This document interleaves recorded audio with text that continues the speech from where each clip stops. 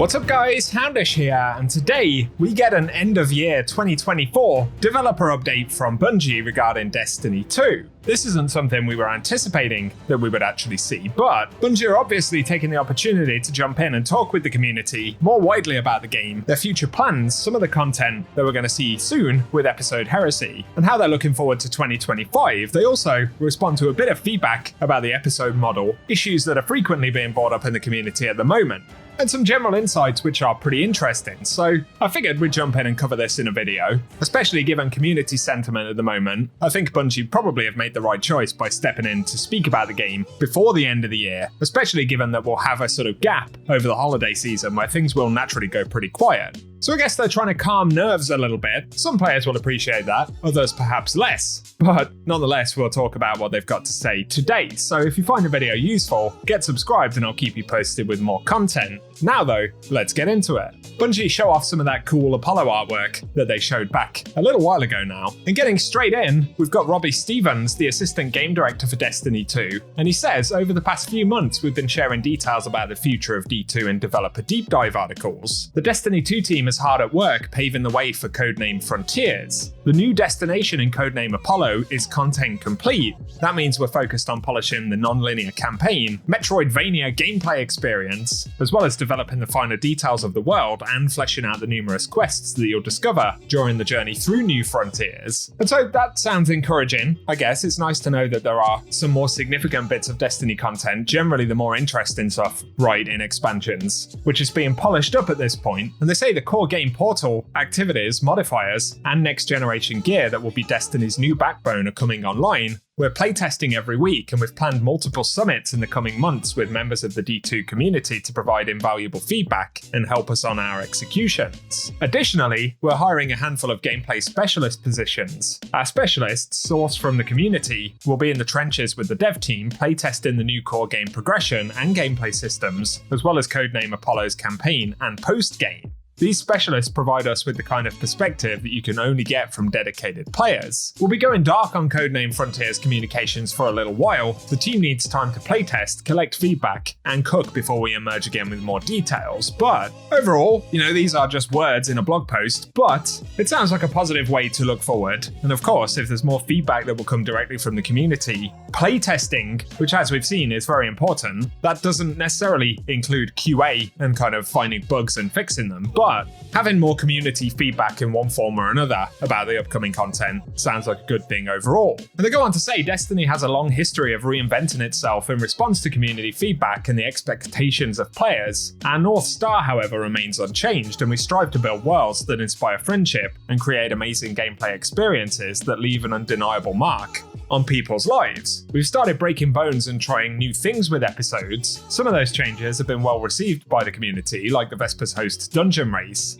The team found just the right mix of challenge and length to elevate the dungeon to set the bar by contest raids. And they confirmed there will be another race for the dungeon that will launch with Heresy in February. So that'll be cool. Other changes, though, they say have had a rocky start. Weapon crafting removes the joy of earning a random weapon, that feeling that any drop could matter, so we introduced enhanceable weapons. And of course there is mixed feedback about the crafting thing in the community. It certainly isn't one way. But they do add that Revenant tonics were meant to provide loot agency in lieu of crafting and give you a fresh way to chase gear, but we know we missed the mark with tonic timers and not guaranteeing a weapon from the active tonic. So we're in the process of developing changes to make tonics last longer and give payouts on top of a series of bug fixes, which are planned for December 17th. So some of those changes will be good. They do say though, we see how these changes are putting pressure on your vault, and we're in the early stages of planning long-term changes to relieve vault pressure that will start to manifest later in the year of codename Frontiers. So that sounds good, but they say in response to the desirability of seasonal weapons in the short term for Heresy, we've developed a new tier of seasonal weapon dubbed the Heretical Arsenal. There'll be more details on these weapons as we approach Heresy, but rest assured that it will be clear when they hit your inventory that they're worth inspecting.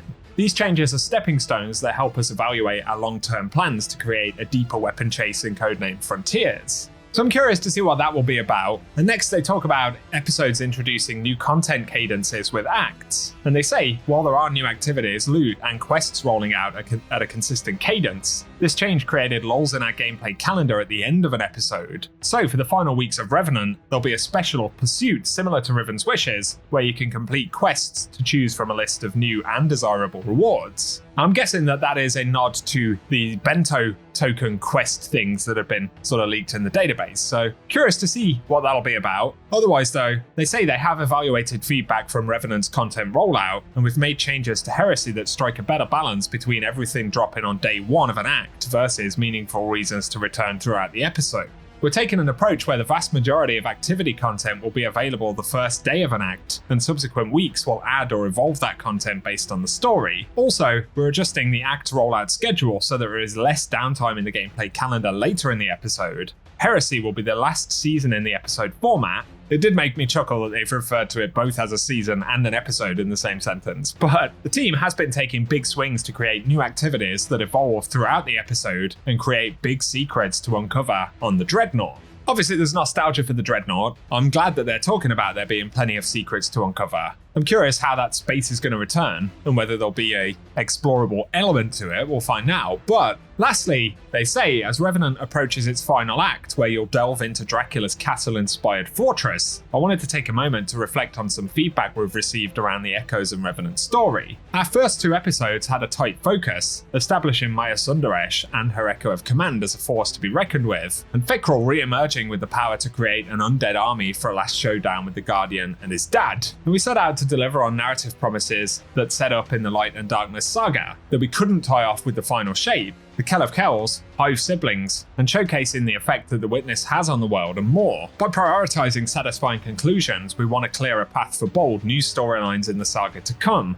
And in Heresy, we're widening the focus of the story to the Hive Pantheon, and ancient eldritch forces that shape the universe. The events of Heresy close the door on the Light and Darkness saga, and act as a prologue to codename Apollo, where the Guardian's purpose in the next saga starts to take focus. So again, that sounds pretty cool in concept, and it sounds like just a little bit at least Bungie have been able to take some of the feedback over the past few months and apply it a little bit more in Heresy. But lastly, he says, on a personal note, this past November marked my 9th year at Bungie, and I've seen Bungie and Destiny go through many changes over the last decade. What remains constant is the player community and Destiny's team commitment and dedication to this one-of-a-kind space opera, and our drive to take Destiny places we could only have imagined a decade ago. So it's appropriate that during the 10th anniversary, we reshape a game so we can continue the enduring legacy of this universe that millions of people call home.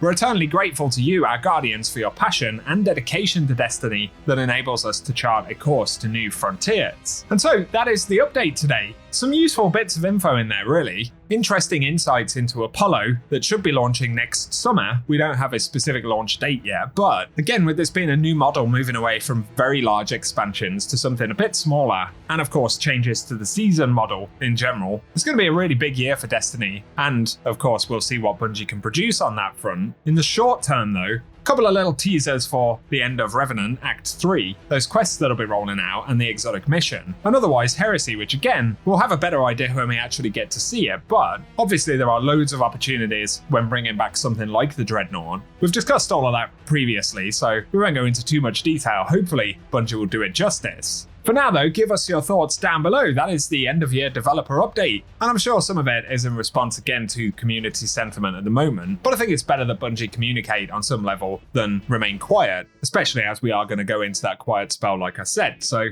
give me your thoughts in the comment section. Bungie have also confirmed there will still be a TWID tomorrow, so I'll keep you posted on that. But share your thoughts below. If you found the video enjoyable, or interesting at least, or useful maybe, then a rating also helps us out, and get subscribed if you want to be kept up to date with more content. But otherwise, cheers for watching, and I hope you guys have an awesome day.